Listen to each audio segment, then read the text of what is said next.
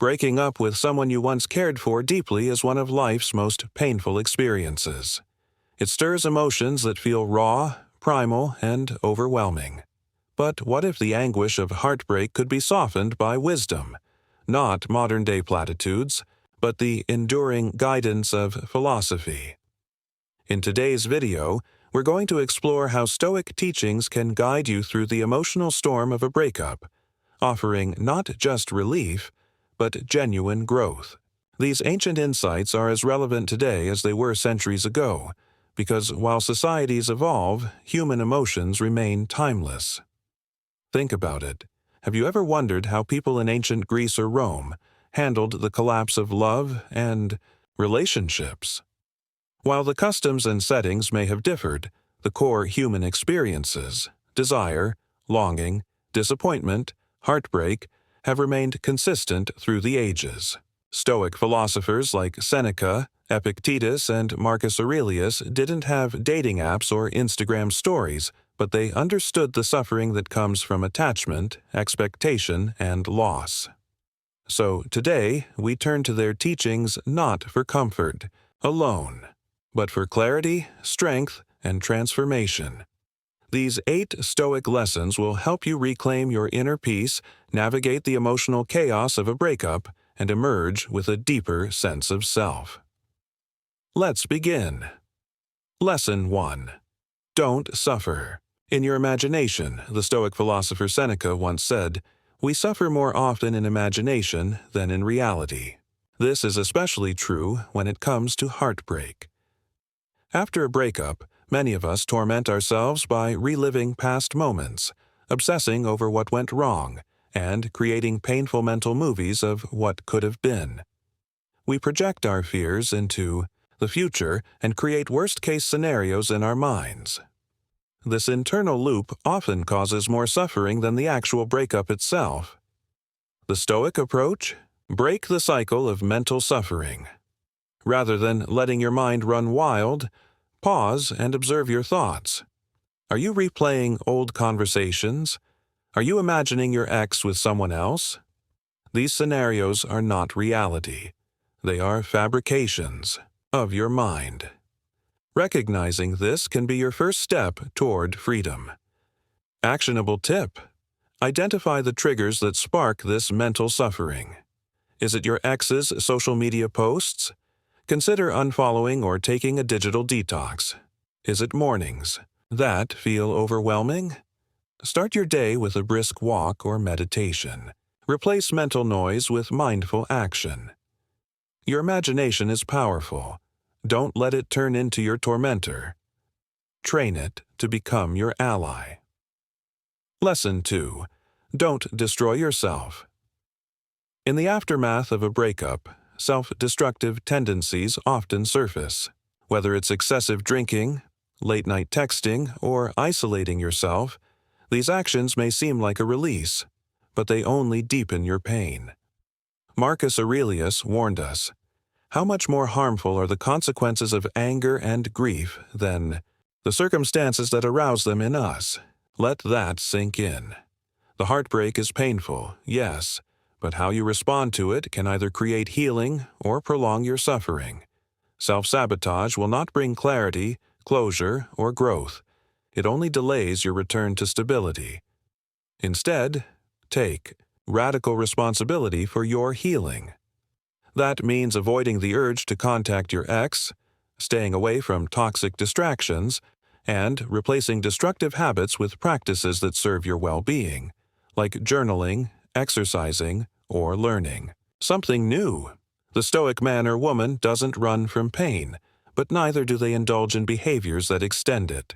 Don't let temporary emotions lead to permanent damage. Lesson 3. Seek help. Without shame, Stoicism is often misunderstood as a cold, emotionless philosophy. But that's far from the truth. Marcus Aurelius, a Roman emperor and devout Stoic, once wrote, "Don't be ashamed of needing help.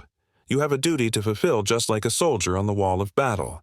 So what if you're injured and can't climb up without another soldier's help?" Needing support doesn't make you weak. It makes you human. Stoics valued community, wisdom, and shared humanity. Seeking help isn't about begging for sympathy or validation. It's about acquiring new perspectives and practical strategies from those who have walked similar paths. This help can come from many sources: a close friend, a family member, a mentor, a support group, or a therapist. It can even come from books, podcasts, or videos, like this one. Your healing is your responsibility, but it doesn't mean you have to do it in isolation. Leaning on the wisdom of others can be the very thing that accelerates your growth. Lesson 4. Focus on the present moment. When you're caught in the emotional fog of a breakup, it's easy to get lost in thoughts of the past or anxieties about the future. But Stoicism teaches us to root ourselves in the now. Marcus Aurelius urged us, don't let your reflection on the whole sweep of life crush you. Stay focused on the present situation and ask yourself why it's so unbearable and can't be survived. This mindset invites us to zoom in, not on the big picture of what will happen to me now, but on the small, manageable actions we can take today. Can you tidy your room? Go for a run? Cook a healthy meal? Call a friend? These seemingly small acts of presence can bring calm to emotional chaos. The present moment is your anchor. When the waves of sadness or anxiety come back to the now. It's the only place where healing begins. Lesson 5. Let go of resentment. Resentment is a heavy burden to carry. After a breakup, it's common to feel wronged, betrayed, or abandoned. But what does holding on to that bitterness truly achieve? Seneca reminds us, anger, if not restrained, is frequently more hurtful to us than the injury that provokes it. When you replay what they said, how they hurt you, or why they didn't fight for you, you're choosing to stay bound to the pain. Letting go of resentment isn't about condoning the other person's actions. It's about freeing yourself from the emotional chains they left behind. You do it for you, not for them. If you're struggling to release anger, consider creating a symbolic ritual. Write a letter expressing all your emotions, then burn it, or bury it. Visualize yourself releasing that pain, or take a walk, and with each step, imagine letting go of the weight you've been carrying. These acts signal to your mind and heart that you're ready to move forward. Resentment stunts your growth. Forgiveness, whether they deserve it or not, frees your soul. Lesson 6.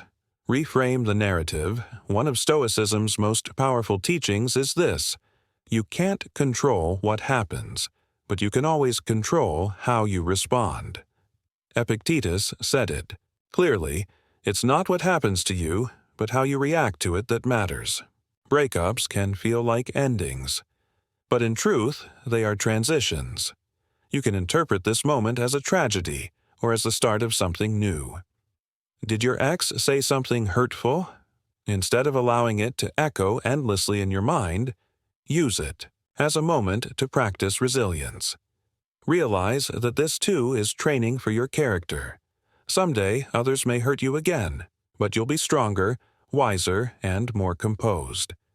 Ask yourself, what did this relationship teach me? How did it prepare me for something better?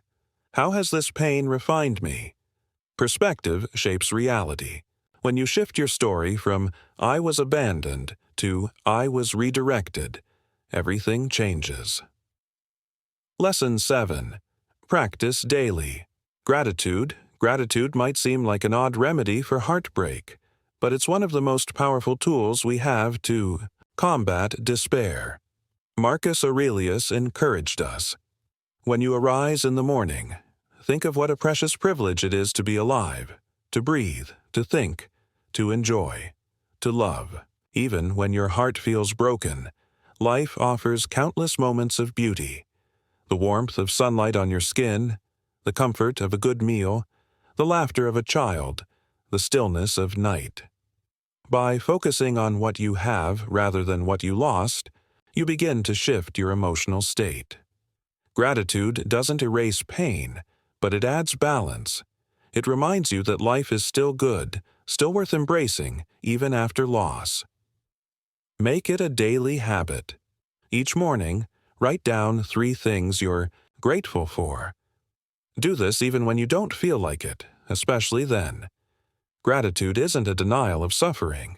It's a declaration that joy still exists. Lesson 8. Embrace your emotions. Don't suppress them. Contrary to popular belief, Stoicism is not about suppressing your emotions. It's about mastering them.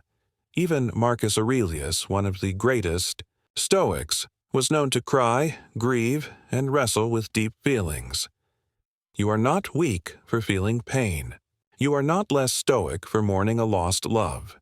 You are human, and emotions are a part of that humanity. What matters is how you engage with those emotions. Do you let them control you, or do you observe them, process them, and learn from them? Cry. If you need to, journal your feelings. Talk to someone you trust. Allow the grief to move through you like a wave. The more you resist it, the longer it lingers. The more you face it head-on, the quicker it transforms.